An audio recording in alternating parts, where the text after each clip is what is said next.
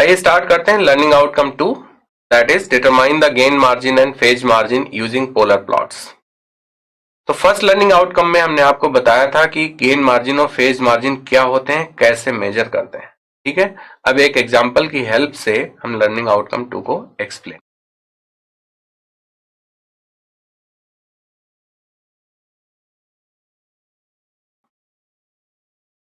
Comment on stability of the following system: GSHS equals to 10 upon S, S plus 1, S plus 2।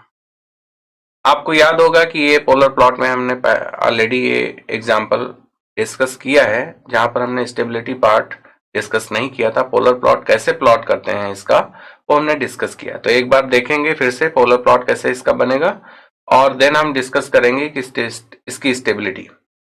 ठीक है, तो सबसे पहले हमको करना क्या है, एस को जे ओमेगा से रिप्लेस करना है। जे ओमेगा रिप्लेस करने के बाद हमें क्या करना है, इसका मैग्नीट्यूड फाइंड करना है और फेज फाइंड करना है। तो इसका मैग्नीट्यूड पार्ट, या फिर हम ऐसे लिख सकते हैं मॉड ऑफ जी एच।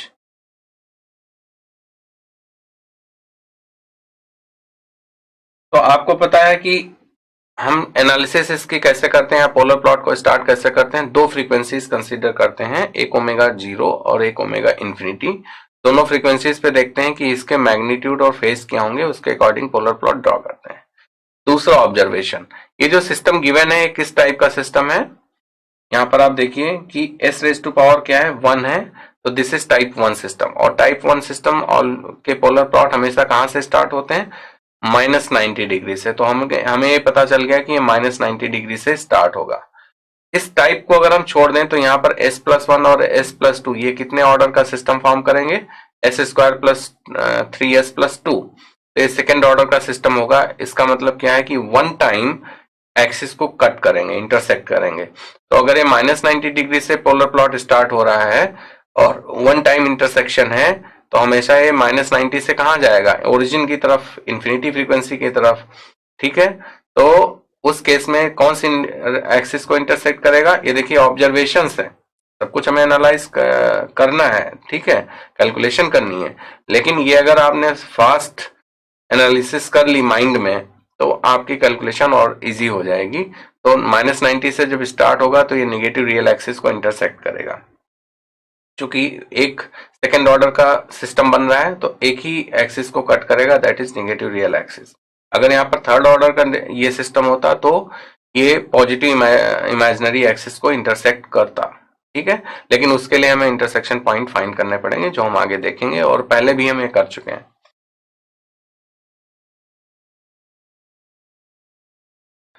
तो when omega tends to 0, magnitude becomes infinity and angle is -90 degree. आप कैलकुलेट करेंगे ओमेगा 0 तो tan inverse 0, tan inverse 0 is 0, only -90 degree.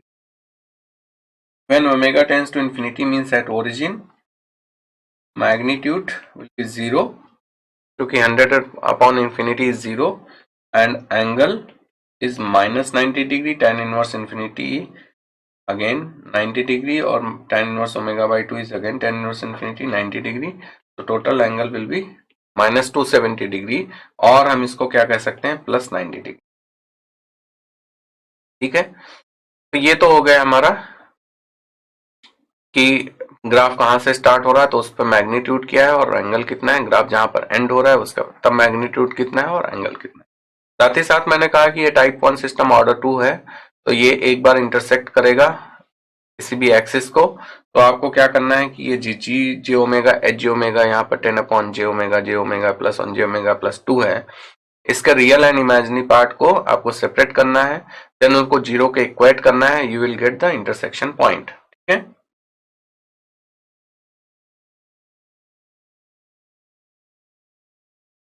यहाँ पर हमने real and imaginary part separate कर लिए हैं। अब इसको 0 के इक्वेट कीजिए, रियल पार्ट को 0 रखिए पहले। ठीक है, अगर आप रियल को इक्वल 0 करते हैं इसका मतलब पॉइंट ऑफ इंटरसेक्शन कहाँ मिलेगा, इमेजिनरी पे। अगर आप इमेजिनरी पार्ट को 0 के इक्वेट करते हैं तो इसका मतलब इंटरसेक्शन पॉइंट कहाँ मिलेगा, रियल एक्सिस पे। तो आप देखिए रियल पार्ट को 0 के इक्वेट करते हैं तो आपको कोई भी पॉइंट नहीं मिलेगा, because omega square gets cancelled and 30 upon 1 plus omega square 4 plus omega square equals to 0, that is not valid because 30 cannot be equal to 0. तो यहाँ रियल पार्ट इक्वल टू 0 करते हैं, no point of intersection on imaginary axis, ठीक है. And imaginary part equals to 0, आप जब इसको 0 के इक्वेट करेंगे तो यहाँ पर आपको पॉइंट ऑफ इंटरसेक्शन मिलेंगे बिकॉज न्यूमरेटर में क्या है 10 ओमेगा 2 माइनस ओमेगा स्क्वायर, तो omega can not be equal to 0, 2 minus omega square equals to 0, तो omega square equals to 2, omega equals to plus minus root 2. तो यहाँ पे ओमेगा इक्वल्स टू और ये क्या हो जाएगी फेज क्रॉस ऑफ फ्रीक्वेंसी, यहाँ पर आपको मिल जाएगा रूट 2. माइनस इसलिए नहीं ले सकते क्योंकि फ्रीक्वेंसी को हम निगेटिव नहीं कंसीडर करते हैं, तो omega P equals to root 2 radian पर सेकेंड.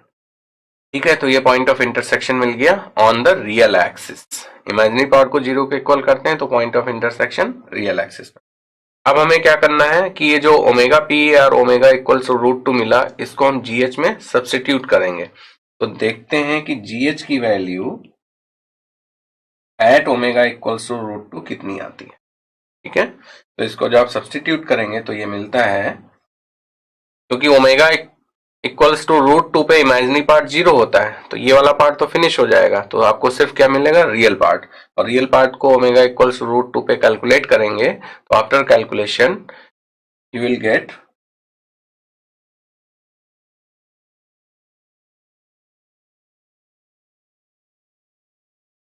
यानी कि जो उसका मैग्नीट्यूड होगा, जिस पॉइंट जो लेंथ होगी वो क्या होगी -1.66. अब इसको हम प्लॉट करते हैं.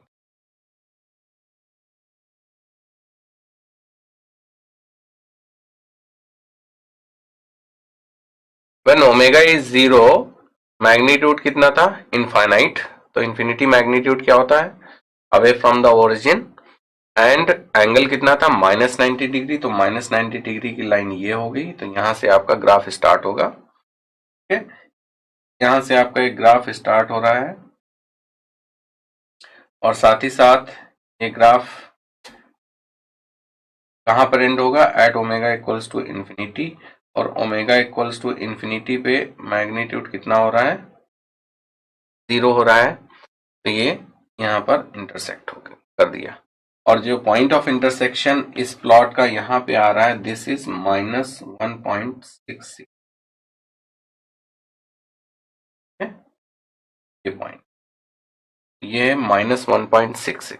इसका मतलब क्या हुआ कि जो -1 क्रिटिकल पॉइंट है वो यहां कहीं होगा. और इस क्रिटिकल पॉइंट से हमें क्या ड्रॉ करना है यूनिट रेडियस सर्कल.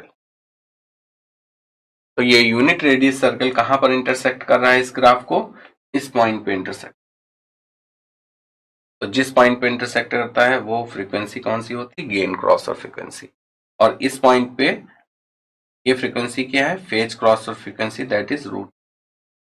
तो आपको यहां से क्लियर है कि omega P is phase crossover frequency that is less than gain crossover frequency. यानी कि सेकंड केस हो गया जो अभी हमने डिस्कस किया था सर्कल के साथ, है ना, यूनिट रेडियस सर्कल के साथ. तो ये पॉइंट है -1, यानी कि ये जो ग्राफ है पोलर प्लॉट है ये -1 को इनक्लोज कर रहा है, जबकि नहीं करना चाहिए. क्रिटिकल पॉइंट को इनक्लोज नहीं करना चाहिए, ना कि उस प्लॉट पे हम देखेंगे. तो when omega P is less than omega G system क्या हो जाएगा अनस्टेबल. ये तो यहीं से क्लियर हो गया. ठीक है, सिस्टम अनस्टेबल होगा. और एट ओमेगा जी जहां पर गेन क्रॉस और फ्रीक्वेंसी मिल रही वहां पर आप फेज मार्जिन सॉल्व कर सकते हैं और फेज क्रॉस और फ्रीक्वेंसी पे आप गेन मार्जिन सॉल्व कर सकते हैं. तो यहाँ पर मैग्नीट्यूड हमने तो gain crossover frequency phase crossover frequency पे सॉल्व कर लिया, कितना आ रहा है -1.66. तो गेन मार्जिन कितना हो जाएगा gain margin is 1/mod of GH normal case में. और अगर डीबी में हम लेते हैं तो गेन मार्जिन इन डीबी हो जाएगा 20 log of 1/mod GH that is 1.66, है ना, इतना था माइनस था. तो इसको जब आप सॉल्व करेंगे तो ये सॉल्व होके आ जाता है -4.43 dB. तो गेन मार्जिन आपको नेगेटिव दिख रहा है, ठीक है।